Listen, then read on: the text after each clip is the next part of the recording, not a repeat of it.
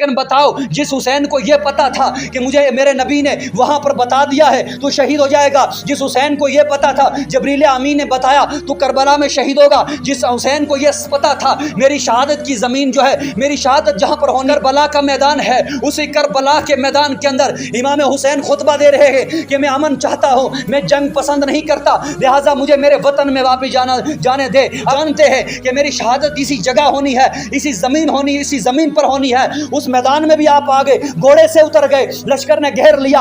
امام حسین یہ سمجھتے تھے ہاں میرے بچنے کا وقت نہیں ہے، میری شہادت کا ٹائم ہو چکا ہے، لیکن قیامت تک آنے والے مسلمانوں کو میرا یہ پیغام جانا چاہیے کہ لوگوں، اسلام یہ درس دیتا ہے کہ ہر وقت کوشش اسلام کی یہ ہوتی ہے، اسلام کی تعلیم یہ ہوتی ہے کہ امن کو قائم کیا جائے، بھائی چارے کو قائم کیا جائے، امن کا درس دیا جائے۔ اس لیے امام حسین نے کہا تھا کہ میں ساری امت کی طرف کا امام ہوں، میں ساری قوم کا امام، تمہارا امام اس کربلا کے میدان کے اوپر یہ جانتے ہوئے کہ میری شہادت کا وقت قریب ہے، تب بھی تمہیں میں یہ پیغام دے کے جا رہا ہوں، قیامت تک آنے والوں لوگوں، حسین کے ماننے والوں، نبی کے ماننے والوں، ہرگز کبھی امن کے خلاف نہ جانا ہے، دہشت گردی کی طرف قدم نہ بڑھانا۔ یہ اسلام کی تعلیم نہیں ہے، یہ تمہارے نبی کی تعلیم نہیں ہے، یہ تمہارے اس قرآن کی تعلیم نہیں ہے۔ یہ امام حسین نے دوسرا پیغام جو دیا تھا یہ ہر آنے والے ملک کے لیے دیا تھا، ہر انسان کے لیے دیا تھا، ہر ایمان والے کے لیے دیا تھا۔ انہیں سلام کا معنی سلامتی ہے، پیس بی اپن ہم،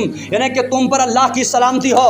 اسلام یہ کہتا ہے کہ جب تم ملو تو سلامتی کو دوسرے کو سلامتی دو، پیس کا امن کا پیغام دو، ایک دوسرے پر سلامتی بھیجو۔ تو فرمایا دن میں ایک بندہ اگر 10 بار ملتا ہے، بدل کے ایک گلی سے دوسری گلی سے ملتا ہے تو آپ کہو السلام علیکم، تم پر اللہ کی سلامتی ہو۔ اسلام امن کا پیغام دیتا ہے، دن میں کئی ہزار بار دیتا ہے، ایک بار نہیں دیتا۔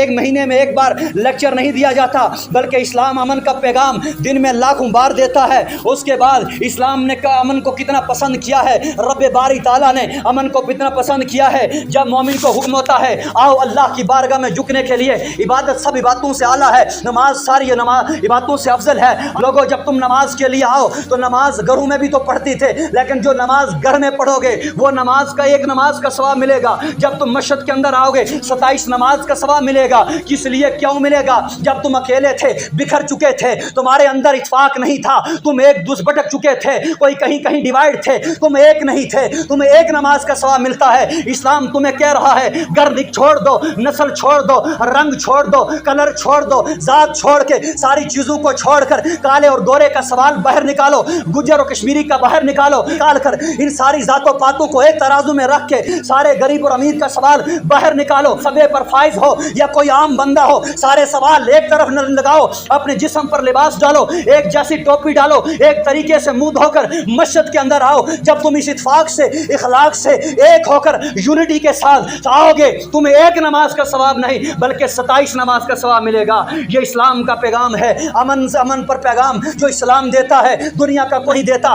اسلام کا پیغام جو امن پر ہے اتنا دنیا کی کوئی اسکالر نہیں دیتا جو رسول اللہ نے دیا ہے۔ اب جب لوگوں تم نماز سے فارغ ہو جاؤ گے، گھروں میں نماز ایک نماز کا ثواب تھا، اس لیے تم ایک تھے، تمہارا پڑوسی سے پڑوسی نہیں ملتا تھا۔ جب تم مسجد میں آئے پڑوسی سے ملے، گلے لگے، اتفاق سے ایک دوسرے کے ساتھ آئے، ایک نماز کا ثواب 27 پر چلا گیا۔ اور فرمایا جب لوگوں تم نماز سے سلام پھیرو تو اس میں دیکھو نماز اللہ کی عبادت ہے۔ اب نماز شروع کہاں سے ہوئی ہے؟ امن سے ہوتی ہے۔ نماز ختم کہاں ہوتی ہے؟ جب تم نماز ختم کرو السلام علیکم ورحمۃ اللہ وبرکاتہ، دائیں طرف دیکھو تو کہو اے اس سائڈ والو، دائیں طرف والو، تم پر اللہ کی سلامتی ہو، امن ہو، ہر فتنے سے محفوظ ہو، ہر پریشانی سے محفوظ ہو، ہر مشکلات سے محفوظ ہو۔ اور جب تم بائیں طرف سلام پھیرو تو کہو السلام علیکم ورحمۃ اللہ وبرکاتہ، لوگو تم پر سلامتی ہو، بائیں طرف والو تم پر بھی سلامتی ہو، تم بھی امن والی زندگی جیو، تم بھی اچھی زندگی جیو، تمہارے ہر پریشانی سے نجات ہو۔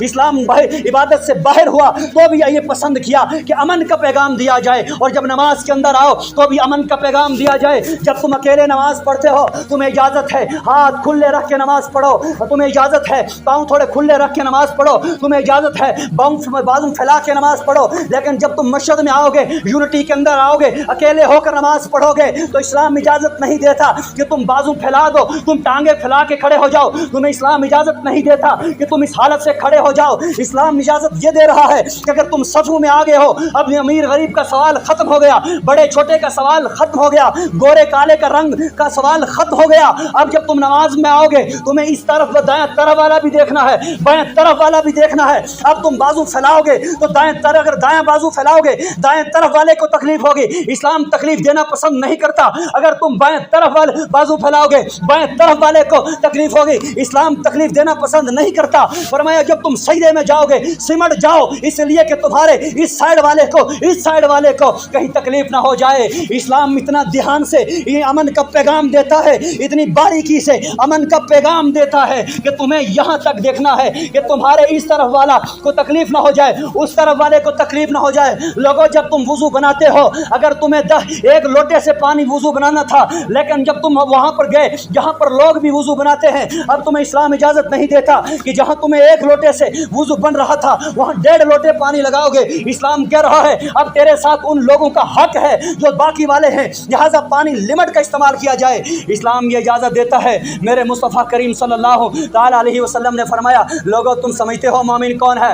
ہر بندہ آج یہ کہتا ہے میں مومن ہوں، میں کہتا ہوں میں مومن، آپ کہتے ہو آپ مومن ہیں، سارے بندے یہ مومن کہتے ہیں، لیکن آؤ ہم رب کے قرآن ہم رب کے نبی سے پوچھتے ہیں مومن کون ہے؟ تو حضور نے صلی اللہ علیہ وسلم نے فرمایا لوگوں مومن وہ بندہ ہے جس کے ہاتھوں سے جس کی جان سے جس کی زبان سے لوگوں کی جان محفوظ ہو، لوگوں کی مال محفوظ ہو، لوگوں کی عزت محفوظ ہو، اور جو بندہ لوگوں کے مال کے ذریعے لوگوں کے مال کو نقصان پہنچائے ہرگز مومن نہیں ہے، جو کسی کی جان کو نقصان پہنچائے ہرگز مومن نہیں ہے۔ اور فرمایا وہ بندہ جو کسی کی عزت کو نقصان پہنچائے، میرے مصطفیٰ کریم صلی اللہ تعالیٰ علیہ وسلم نے ارشاد فرمایا وہ مومن نہیں ہے۔ اور دوسری جگہ میرے آقا کریم نے فرمایا مجھے رب کی قسم ہے وہ مومن نہیں ہے، مجھے رب کی قسم ہے وہ مومن نہیں ہے، مجھے رب کی قسم ہے وہ مومن نہیں ہے۔ صحابہ اکرام نے عرض کی یا رسول اللہ کون مومن نہیں ہے؟ میرے آقا کریم صلی اللہ علیہ وسلم نے فرمایا جس کے شر سے پڑوسی محفوظ نہ ہو، جس کی شرارتوں سے اس کا پڑوسی محفوظ نہ ہو۔ یہاں پر جو نبی نے حدیث کی ہے یہ کسی مسلمان کے لیے بھی نہیں ہے، یہ کسی ہندو کے لیے نہیں ہے، کسی سکھ کے لیے نہیں ہے، کسی عیسائی کے لیے نہیں ہے، یہاں کسی کا نام نہیں لیا۔ میرے مصطفیٰ نے فرمایا اگر تمہارا پڑوسی مسلمان ہو، اگر تم اس سے شرارت کرتے ہو تب بھی تم مومن نہیں ہو۔ اگر تمہارا پڑوسی غیر مسلم ہو، اگر تم اس سے شرارت کرتے ہو تب بھی تم مومن نہیں ہو۔ اگر تمہارا پڑوسی عیسائی ہو تم اس پر ظلم کرتے ہو تب بھی مومن نہیں ہو۔ اگر تمہارا پڑوسی سکھ ہو تم اس پر ظلم کرتے ہو تب بھی تم مومن نہیں ہو۔ میرے مصطفیٰ نے فرمایا اس لیے پڑوسی کا حق ہے، چاہے پڑوسی جو ہے وہ مذہب دیکھ کر نہیں بنتا، پڑوسی نسل دیکھ کر مومن نہیں ہو، پڑوسی جو ہے وہ نسل دیکھ کر نہیں ہوتا۔ فرمایا پڑوسی ایمان اسلام نے جو ہے کتنا امن کا پیغام دیا ہے۔ اگر تمہارا پڑوسی جو بھی ہے لیکن تمہارے اوپر احترام لازمی ہے، تم پڑوسی کی اطاعت کرے، تم پڑوسی کا دیکھ بھال کرے، تم اس کے ساتھ امن اور سلوک کے ساتھ پیش ہو جائے۔ اور دوسری جگہ میرے مصطفیٰ کریم صلی اللہ علیہ وسلم نے فرمایا مسلمان وہ بندہ ہے جس کی زبان سے دوسرا محفوظ ہے، جس کے ہاتھوں سے دوسرا محفوظ ہے، جو گالی گلوچ سے کسی کو تنگ کرے، چاہے وہ مسلمان کو تنگ کرے، چاہے غیر مسلم کو تنگ کرے، چاہے عیسائی کو تنگ کرے، چاہے پڑوسی کو تنگ کرے، چاہے بیوی کو تنگ کرے، چاہے بچوں کو تنگ کرے، چاہے بچہ باپ کو تنگ کرے۔ ایمان اور مومن کی ڈیفینیشن یہ ہے کہ وہ سب سے زیادہ امن پسند ہو، سب سے زیادہ امن اور اتحاد کا جو ہے درس دینے والا ہو، یہ مومن کی جو ہے سب سے بڑی نشانی ہے۔ اس کے بعد دوسری مرتبہ اسلام جو ہے امن کا پیغام دیتا ہے۔ جب بندے جو ہے جنت کے اندر مومن جائیں گے، جنت کے اندر سب سے پہلا استقبال ہوگا السلام علیکم، تم پر سلامتی ہو۔ اللہ کے 100 نام ہے جن میں سے 99 بڑے مشہور ہیں، ان میں سے ایک نام اللہ کا سلام ہے۔ سلام کا معنی سلامتی ہے، سلام کا معنی امن ہے، ایک نام اللہ کا امن ہے، اور دوسرا اللہ رب العزت کی ساری جنت کے جو ہے درجے ہیں، ہر جنت کا اپنا اپنا نام ہے، لیکن ایک جنت کا نام جو ہے وہ سلام ہے، دار السلام ہے، سلامتی کا پیغام ہے۔ جب نماز سے تم فارغ ہو جاؤ پڑھو اللہم انت السلام ومنک السلام وعلیک یرجو السلام حینا ربنا بالسلام وادخلنا دار السلام تبارک ربنا وتعالیت یا ذا الجلال والاکرام۔ رب فرماتا ہے نماز سے فارغ ہو جاؤ، امن کا پیغام دو، سلامتی کا پیغام دو، خوشحالی کا پیغام دو، ملک کے اندر ایک یونٹی کا پیغام دو۔ یہ اسلام کی تعلیم ہے، یہ اسلام کی دعوت ہے۔ اور میرے مصطفیٰ کریم کی بارگاہ میں ایک شخص نے عرض کی یا رسول اللہ ایک بوڑھی بڑی اچھی ہے، نمازی بھی ہے، متقی بھی ہے، پرہیزگار بھی ہے، قرآن پڑھنے والی ہے، سارے کام کرنے والی ہے، مگر پڑوسیوں کے ساتھ اس کے ریلیشن شپ اچھی نہیں ہے، اس کے تعلقات اچھے نہیں ہیں۔ اب پڑوسی سے مراد کوئی مذہب والا انسان نہیں ہے، چاہے غیر مذہب ہی ہو، فرمایا پڑوسی سے اچھے تعلقات نہیں ہے۔ میرے مصطفیٰ نے فرمایا اس کی نمازیں برباد، اس کے روزے برباد، اس کی زکوٰۃ، اس کے سب کچھ برباد ہے، اس لیے وہ جہنمی ہے۔ میرے مصطفیٰ کریم نے فرمایا یہ پڑوسی کے حقوق ہے۔ اور دوسرا حضرت عثمان غنی رضی اللہ تعالیٰ عنہ جب شہادت کا وقت آیا، لوگ سارے سامنے تھے، 700 صحابہ سامنے ہتھیار باندھے کھڑا تھا۔ حضرت علی نے حسن اور حسین کو بھیجا، فرمایا عثمان تیری جان خطرے میں ہے، تو اجازت دے ہم جنگ لڑیں گے، ان لوگوں کو یہاں سے مار کے بھگائیں گے۔ عثمان غنی نے کہا نہ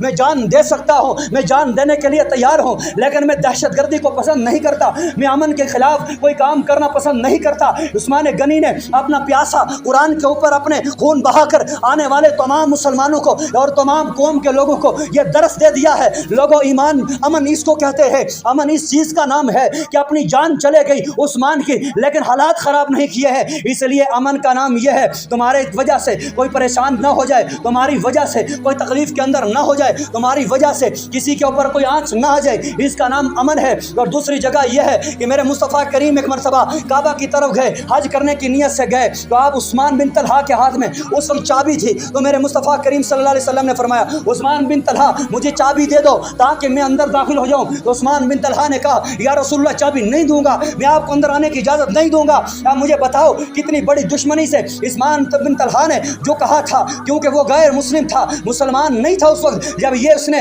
حضور علیہ السلام نے جب مکہ میں گئے تو کہنے لگے عثمان کے جاؤ وہ کعبہ کی چابی کس کے پاس ہے؟ صحابہ کرام نے پوچھا کہ بتاؤ لوگوں چابی کس کے پاس ہے؟ تو لوگوں نے عرض کی عثمان بن طلحہ کے پاس ہے۔ حضور علیہ السلام نے فرمایا جاؤ عثمان بن طلحہ سے چابی لاؤ۔ حضرت علی گئے، عثمان بن طلحہ کو کہا چابی دے دو، عثمان بن طلحہ نے چابی سے انکار کر دیا۔ حضور علیہ السلام نے فرمایا اس کو چابی لاؤ، اور حضرت علی نے اسے چھین کر چابی لائی۔ میرے مصطفیٰ کریم صلی اللہ علیہ وسلم نے فرمایا کہ اب یہ چابی میں آپ سمجھتے ہو میں کس کو دوں گا، اور جس کے ہاتھوں میں چابی دوں گا قیامت آ جائے گی، سوائے ظالموں کے اس کے ہاتھوں سے کوئی چابی نہیں چھینے گا۔ حضرت علی انتظار میں ہے کہ یہ چابی مجھے ملے، ابو بکر سوچتے ہیں چابی مجھے ملے، صحابہ نے سوچا چابی مجھے ملے گی، لیکن حضور نے فرمایا عثمان بن طلحہ کہاں ہے؟ عثمان بن طلحہ کو بلایا گیا۔ عثمان بن طلحہ اس وقت بھی اسلام کے اندر نہیں آئے تھے۔ میرے مصطفیٰ نے فرمایا عثمان بن طلحہ یہ پکڑ لو، کعبہ کی چابی آج بھی تیرے ہاتھ میں تھی، آج ہاتھ میں رکھتا ہو، پہلے بھی تیرے ہاتھ میں تھی۔ فرمایا یا رسول اللہ صلی اللہ تعالی علیہ وسلم آپ نے عثمان بن طلحہ کو چابی دی، جس عثمان بن طلحہ نے آپ کو کعبہ میں جانے سے روک دیا تھا، جس عثمان بن طلحہ نے اندر آنے سے روک دیا تھا۔ میرے مصطفیٰ نے فرمایا یہ میرا اخلاق ہے، یہ میرا امن کا پیغام ہے، یہ میرا امن کا درس ہے اپنے بندوں کے لیے۔ عثمان بن طلحہ یہ چابی پکڑو، قیامت تک آ جائے گی، کوئی ظالم کے علاوہ تیرے ہاتھوں سے چابی نہیں چھینے گا۔ حضور نے عثمان بن طلحہ کے ہاتھوں میں چابی دی۔ آج بھی کعبہ کی چابی جس نسل کے پاس ہے، جس بندے کے ساتھ ہے، وہ عثمان بن طلحہ کی نسل سے ہے۔ یہ میرے مصطفیٰ کریم صلی اللہ تعالیٰ علیہ وآلہ وسلم کا امن کا پیغام تھا۔ یہی حضور علیہ السلام اسی مسجد نبوی کے منبر پر تھے، سامنے سے بندہ اٹھا، حضور کی گستاخی کر گیا، اشعار پڑھے، گندے گندے اشعار پڑھے۔ میرے مصطفیٰ نے فرمایا ہے کوئی محفل میں سے جو اس کی جو زبان کاٹ کر لائے؟ میرے مصطفیٰ کریم نے دیکھا تو سامنے صحابہ نے کہا یا رسول اللہ، ایک نے کہا میں کاٹوں گا، دوسرے نے کہا میں کاٹوں گا۔ میرے مصطفیٰ نے فرمایا نہ اس کی زبان علی کاٹے گا۔ حضور نے فرمایا علی جاؤ اس کی زبان کاٹو۔ علی نکلے، باہر نکلے، اس بندے کو اپنی سواری پہ سوار کیا، اپنے ہاتھوں سے اپنے دینار دیے، دے کر اس کو رخصت کر دیا۔ صحابہ اکرام کہنے لگے اس نے نبی کی گستاخی کی، آپ نے اس کو اپنی اونٹ بھی دی، آپ نے اپنے ہاتھوں سے دینار دیے، انعام دیا۔ فرمایا یہ کیسے ہو سکتا ہے؟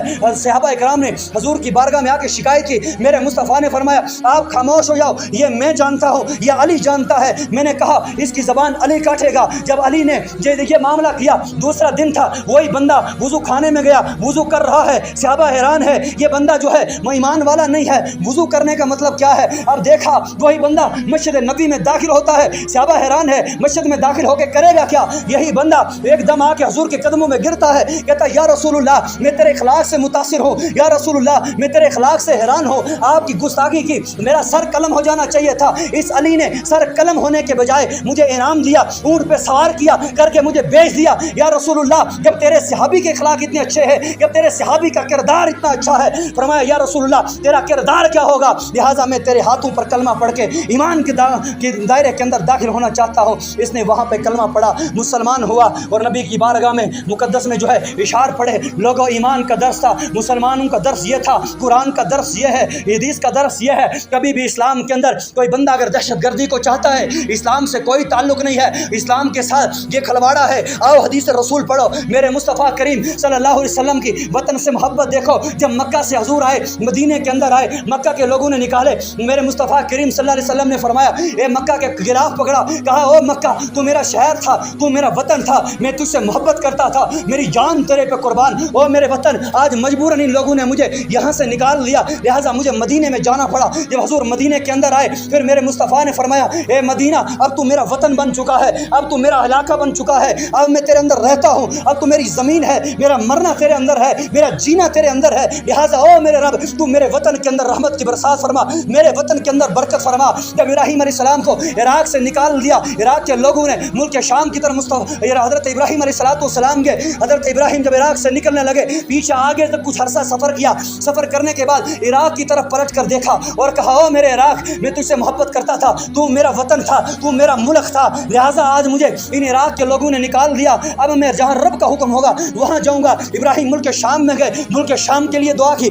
آج ہمیں وطن کی محبت نہ سکھاؤ، ہمیں وطن کی محبت ہمارے نبیوں نے سکھائی ہے، ہمیں وطن کی محبت ہمارے ولی سکھاتے ہیں، ہمیں وطن کی محبت جو ہے ہمارے بزرگوں نے سکھائی ہے۔ وطن کی محبت یہ ہے کہ ہم اس وطن کے اندر رہتے ہیں، اس مٹی کے اندر ہم رہتے ہیں، اس مٹی سے ہم کھاتے ہیں، فصل اگاتے ہیں، اس مٹی کے اندر آدم علیہ السلام آئے، ہم اس سے محبت کرتے ہیں، اس کے اندر ہمارے بابا غریب نواز موجود ہے، ہم اس سے محبت کرتے ہیں، اس زمین کے اندر بابا صابر موجود ہے، ہم اس سے محبت کرتے ہیں، اس کے اندر جو ہے ہمارے اولیاء موجود ہے، اس کے اندر ہمارے بزرگ موجود ہے۔ اور جب یہی ملک 1947 کے اندر انگریزوں کے قبضے میں تھا، اس سے پہلے قبضے کے اندر تھا، اور اسی ملک کے اندر جو ہے علماء اہل سنت نے فتویٰ جاری کیا تھا۔ یہی ملک ہے جس ملک کے اندر انگریز حکومت کرتا تھا، علماء اہل سنت نے فتویٰ جاری کیا تھا۔ یہی وہ ملک ہے جس کے اندر انگریزوں کی کٹیاں رہا کرتی تھی، مسلمانوں نے فتوے دیے تھے کہ ہم آپ کی جو ہے کسی فیکٹری سے سامان نہیں خریدیں گے، ہم آپ کی کسی دکان سے یہ سامان نہیں خریدیں گے۔ جب یہ تحریک چلی تھی،